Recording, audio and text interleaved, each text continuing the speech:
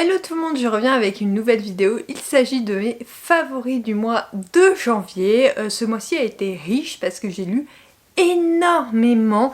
Quand je te tourne cette vidéo, on n'est pas totalement à la fin du mois, mais j'en suis déjà à 9 romans de lus, sûrement un 10e qui va pas tarder. Franchement, je te dis pas comme j'ai lu.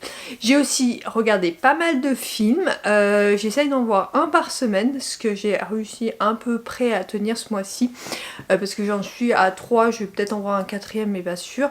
Donc voilà, j'ai vu pas mal de séries notamment avec Monsieur, donc c'est parti tout de suite pour mes favoris de ce mois-ci. Tout d'abord, on va commencer avec 2 livres audio. Donc je vais te présenter 4 romans, mais il y en a 2 audio. Donc je vais te présenter le premier et le deuxième qui est le tome 2, donc tout de suite.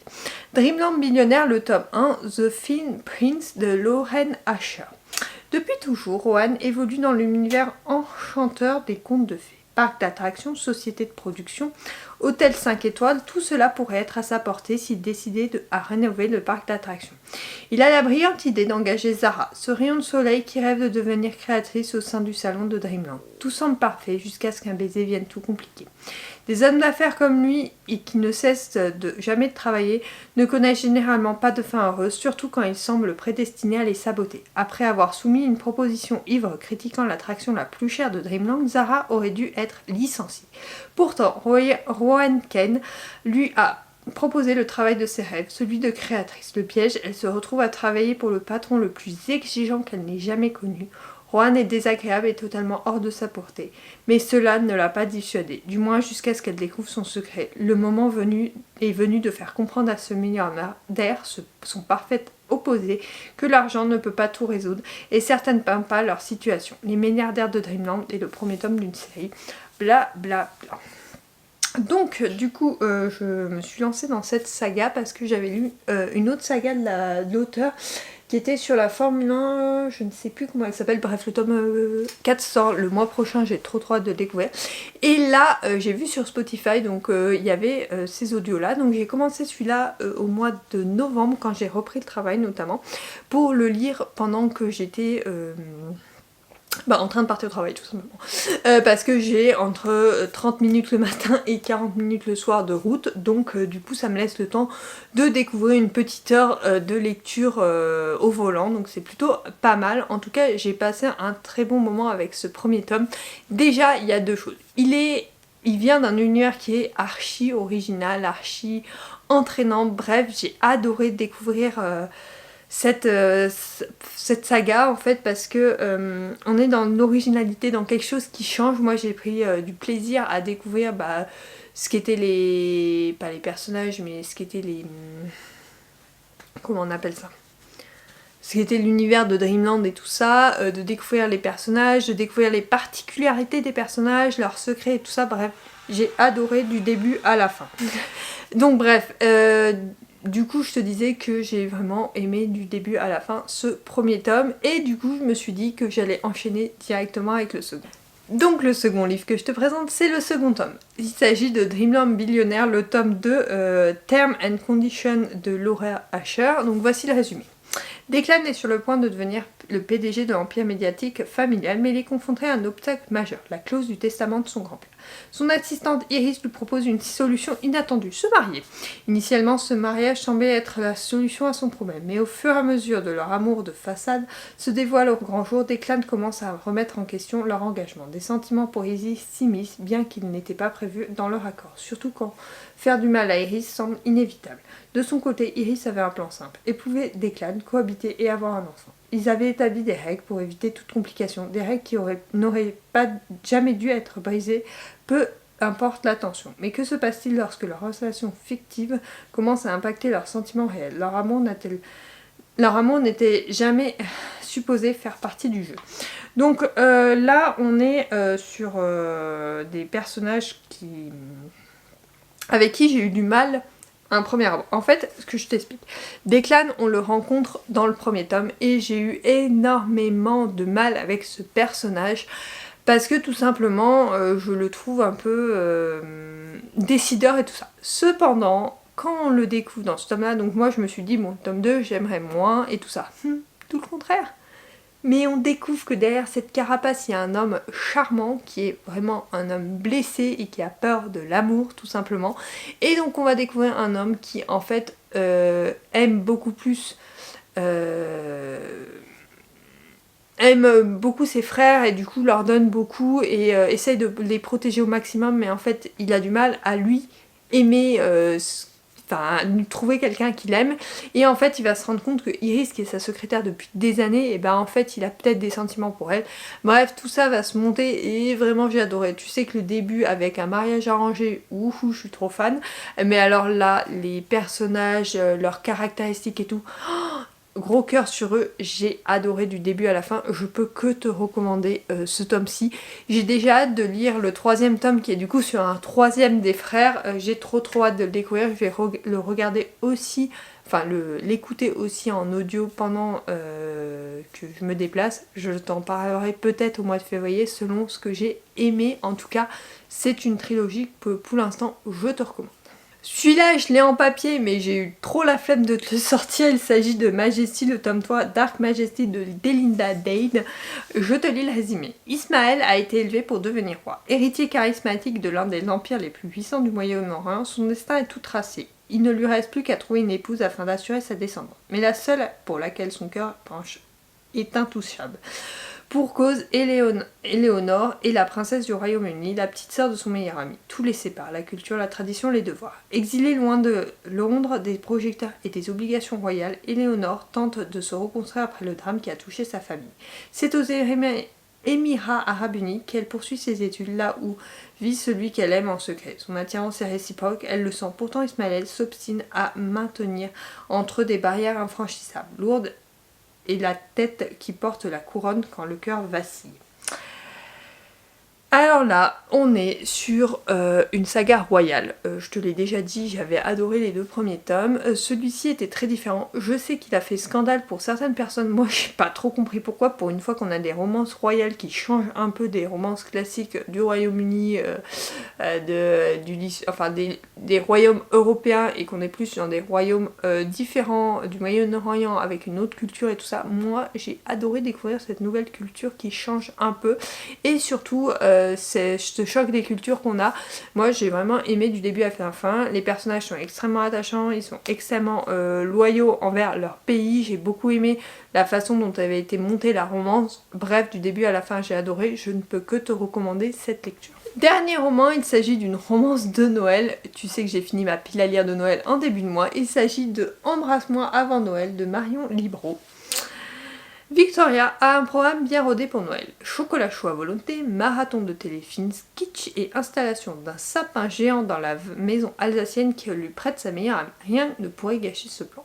Esteban, lui, rêve de silence et de solitude. Fuir sa famille pour s'installer incognito chez un de ses amis à Colmar lui semble une idée brillante, jusqu'à ce qu'il tombe nez à nez avec une inconnue armée d'une hotte de décoration. Il ne s'était pas imaginé cohabiter, et encore moins pendant les fêtes. Entre bataille de biscuits et playlist sabotée, la guerre est déclarée, mais le jour de Noël, personne n'est à l'abri d'un coup de foudre sous le gui. Là on découvre 2 personnages qui sont totalement l'opposé concernant Noël, et en fait ils voulaient tous les 2 être tranquilles dans la maison de leur ami, et en fait ils vont se retrouver à devoir cohabiter, mais ça va être un peu plus compliqué que ce qu'ils ne croyaient parce qu'ils sont vraiment très différents.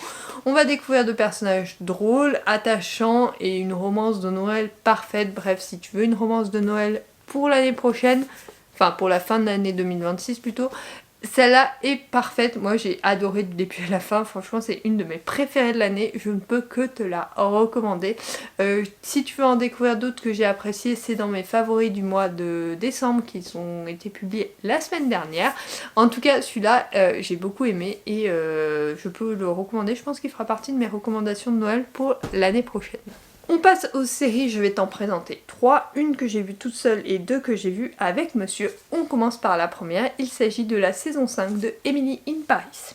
Désormais à la tête de l'agence Grato à Rome, Emily doit relever de nouveaux défis, toujours partagés entre ses ambitions professionnelles et le bouleversement de sa vie sentimentale. Alors qu'elle commence à trouver ses marques dans cette nouvelle ville, un de ses projets tourne mal, déclenchant une série de complications aux conséquences aussi bien personnelles que professionnelles.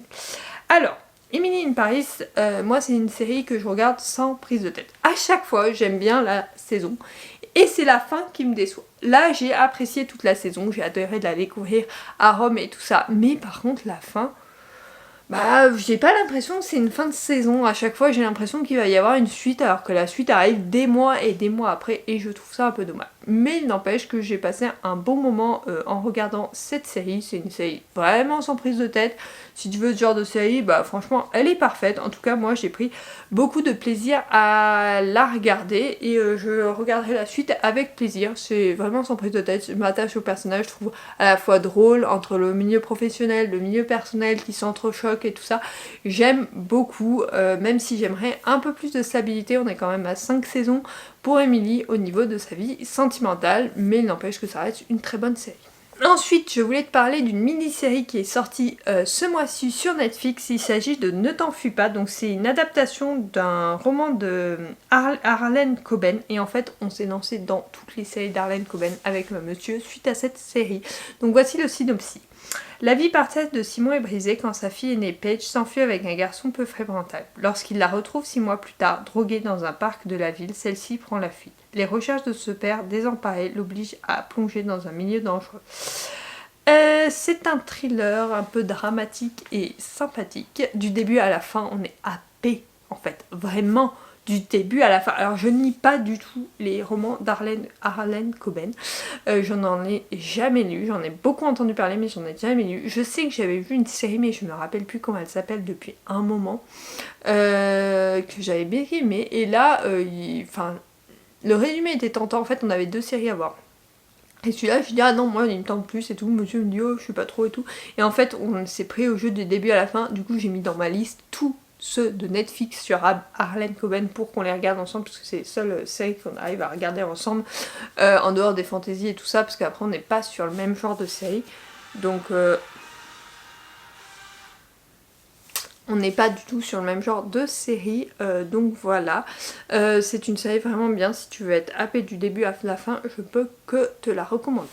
Ensuite du coup on a vu Save, donc pareil une adaptation de Harlan Coben que j'ai adorée. Elle est sortie celle-là en 2018 et elle est disponible sur Netflix. Voilà le synopsis. Récemment veuf, Tom est à l'aube d'une nouvelle vie avec ses 2 filles au sein d'une communauté privilégiée et protégée. Mais des secrets profonds enfouis vont venir bouleverser tout ce bel équilibre. Disparition mystérieuse, adultère, assassinat. Tom réalise qu'il ne connaît pas réellement ce qui l'entoure. Parviendra-t-il à protéger ses proches contre les dangers qui guettent? Alors là, on est vraiment sur une découverte aussi pareille. Du début à la fin, t'es happé et tu découvres dans le dernier épisode tout qui se dévoile en fait. En fait, tu te fais plein de scénarios dans ta série et vraiment, c'est qu'à la fin, tu découvres tout et c'est ça que j'apprécie dans ces séries-là. Donc voilà, encore une fois, je peux que te la recommander parce que j'ai vraiment apprécié mon visionnage. Avec monsieur, on adore. Là, on va commencer sûrement une nouvelle ce soir qu'on finira sûrement au mois de février parce que vraiment, c'est génial comme ça. Vraiment, j'adore. On n'arrive pas à les enchaîner, mais là, c'est vrai que ouais, on en enchaîne plusieurs en ce moment parce qu'elles sont vraiment top, donc je peux que te les recommander. D'ailleurs, si t'en as d'autres dans le même genre, alors pas les Harlan Coben parce que je vais clairement tous les voir, mais dans d'autres qui ressemblent, n'hésite pas à me les recommander parce qu'on en cherchera sûrement après. Concernant les films, j'en ai déjà vu 4 et je vais t'en présenter 2 que j'ai bien aimés. Donc tout d'abord, il y a un film français qui s'appelle La vie scolaire. Il est sorti en 2019 en salle et maintenant il est disponible sur Netflix. Voici le synopsis. Une nouvelle année au cœur de l'école de la République, de la vie et de la démerde. Samia, jeune CPE novice, débarque de son Ardèche natale avec un collègue dans un collège réputé difficile de la ville de Saint-Denis. Elle y découvre des problèmes récurrents de discipline, la réalité pesant sur le quartier, mais aussi l'incroyable vitalité et l'humour tant des élèves que de son équipe de surveillants. Parmi eux, il y a Moussa, le grand du quartier, Dylan, le chambreur. Samia s'adapte et prend bientôt le plaisir à canaliser la fougue des perturbateurs. Sa situation personnelle compliquée la rapproche naturellement de Yanis, ado vif et intelligent dont elle a flairé le potentiel. Mais si Yanis semble renoncer à toute ambition en se cachant derrière son insolence, Samia va investir toute son énergie à le détourner d'un échec scolaire annoncé et de tenter de le ramener à se projeter dans un avenir meilleur. Donc là, on est dans un collège difficile. Et on sait que les collèges difficiles, c'est toujours compliqué et tout ça. Alors, il y a beaucoup de clichés dans ce film, il n'empêche, je trouve qu'il y a aussi une réalité qui existe, qui est bien représentée et qui dit que si on veut se battre, enfin s'il y a encore des personnes qui veulent se battre pour les élèves en difficulté, je pense qu'il est possible d'en sortir certains. Je dis bien certains, pas tous, il est impossible que tout le monde ne soit pas en échec scolaire, mais ça c'est dans tous les collèges, tous les lycées, la scolarité n'est pas faite pour tout le monde, il faut le savoir et c'est mon avis.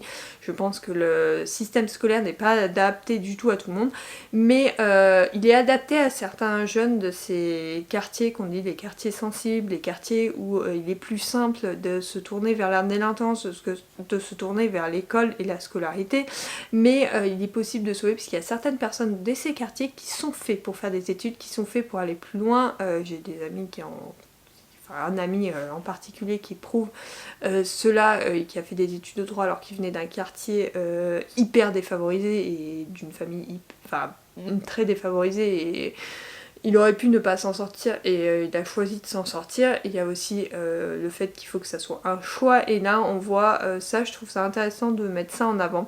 Ceci dit, il y a beaucoup de clichés quand même dans ce film, donc voilà. Mais il y a les deux côtés, moi j'ai bien aimé, j'ai trouvé, puis l'humour de chacun est quand même sympathique et ça, j'ai trouvé ça très très drôle. Maintenant on va partir sur un film hyper triste, ça s'appelle My Oxford Year, qui est sorti en août dernier sur Netflix. Voici le synopsis. Une américaine ambitieuse réalise son rêve en intégrant Oxford jusqu'à ce qu'elle craque pour un séduisant britannique dont le secret pourrait chambouler son avenir tout tracé. Comment dire? Alors, moi je l'ai vu, je me suis dit oh une petite romance, ça a l'air bien sympathique. Pas du tout! Mais les gars, pas du tout, ce n'est pas une romance, il fallait pas se baser sur ça. Ce n'est pas une romance, enfin c'est pas loin d'une romance, on est sur une romance très dramatique. Mais voilà, c'est un film que j'ai beaucoup aimé. Par contre, sortez les boîtes de mouchoirs parce que vraiment j'ai pleuré, surtout à la fin, quand j'ai découvert certaines choses, puis à la fin. Donc voilà, mais ça reste un roman, pas un roman, c'est une adaptation d'un roman, mais ça reste un film bien intéressant, mais très très triste, très britannique. J'ai bien aimé parce qu'il y avait certains côtés que j'ai trouvé très, comment on peut dire ça, très pudique, et j'ai bien aimé ce côté-là. Le film était plutôt intéressant dans ce sens-là. Bref, je peux que te le recommander. En tout cas, n'hésite pas parce qu'il est vraiment top. Il me fait penser à un peu Avant toi, après moi, après toi, avant toi, avant moi, et je sais plus le dernier. C'est dans le même genre et j'ai beaucoup aimé, donc voilà, je peux que te le recommander. Ces favoris ont été un peu plus longs que d'habitude, j'espère qu'ils t'auront plu. En tout cas, moi j'ai pris beaucoup de plaisir à les tourner comme habituellement. Maintenant, passe au montage et place au mois prochain.